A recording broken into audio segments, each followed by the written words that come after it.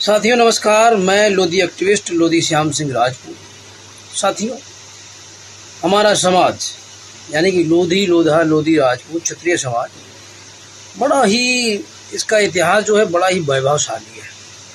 इसका स्वर्णिम इतिहास रहा है और इसमें समाज में जन्मे हुए जो वीर वीरांगना हैं, जो महापुरुष हैं, या हमारे वर्तमान के जो राजनेता हैं, या हमारे वर्तमान में जो समाज सेवी हैं, बड़ा ही उच्च विचारों के।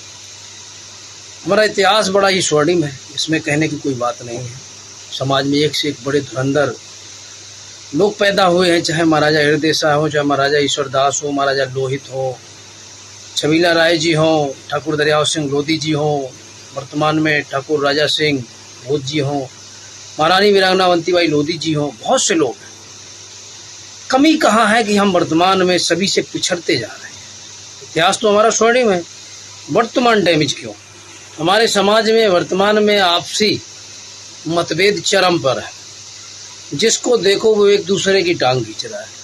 तो वर्तमान के जो हालात हैं वो इसीलिए बिगड़े हुए हैं कि हमारे जो समाज के लोग हैं, चाहे वरिष्ठ हो, चाहे कनिष्ठ हो, चाहे अपने आप को सिरमौर समझने वाले लोग हों, चाहे राजनेता हो, चाहे समाज सेवी हो, एक दूसरे का कोई सहयोग नहीं करना चाहता।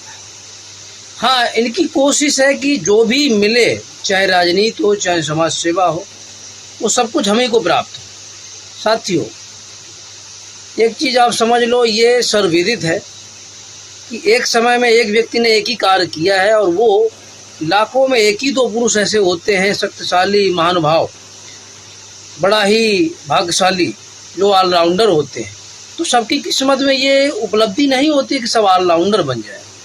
तो साथियों, मैं समझता हूँ कि हमें स्वामी ब्रह्मानंद जी से बहुत कुछ सीखना चाहिए। हमारे समाज के लोगों को स्वामी केशवानंद जी से समझना चाहिए। हमारे समाज के लोगों को महाराजा हृदय शाह लोधी जी से बहुत कुछ सीखना चाहिए। महाराजा ठाकुर किशोर सिंह लोधी जी से बहुत कुछ सीखना चाहिए कि उन लोगों ने अंग्रेज़ों की दास्ता गुलामी स्वीकार नहीं की। अंग्रेज़ों ने ऑफर दिया कि भैया तुम लोग सरेंडर हो जाओ, अपने आप को हमारे हवाले कर दो, आप अपनी जो स्वामी भक्ति है वो हमारे हवाले कर दो, हम आपको आपका सारा राजपाट जो भी है वो सब वापस कर देंगे। लेकिन उन्होंने कहा नहीं, हम लोधी हैं, हम लोधी क्षत्रिय है और हमारा स्वभाव है जीते जी अपनी आप को किसी के हवाले न करना। हम सिर्फ या तो महादेव की आज्ञा का पालन करते हैं या अपने शर्तों पे जीते हैं। लेकिन वर्तमान के हालात इसके ठीक उलट है। हमारे लोग चाहे वरिष्ठ हो चाहे कनिष्ठ, परिस्थिति में अगर आप सब मिलके या हम सब मिलके आकलन करें तो हमारे समाज के जो वरिष्ठ हैं, कनिष्ठ हैं, बड़ा ही बुद्धिजीवी लोग हैं, वो सब किसी न किसी के इशारे पे नाच रहे हैं।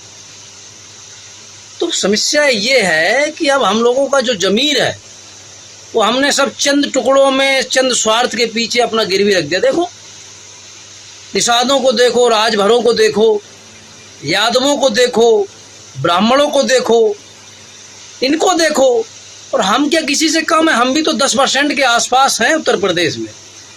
कोई सपा में है, कोई बसपा में है, कोई भाजपा में है, कोई दाएं बाएं है, कोई आम आदमी पार्टी में है, कोई नए नए दल बनाए हुए। अब आप लोग जब खुद दुनिया को इकट्ठा करने की कोशिश कर रहे हो, संदेश देने की कोशिश कर रहे हो और स्वयं 4 लोग इकट्ठे नहीं हो, क्या संदेश जाएगा समाज में?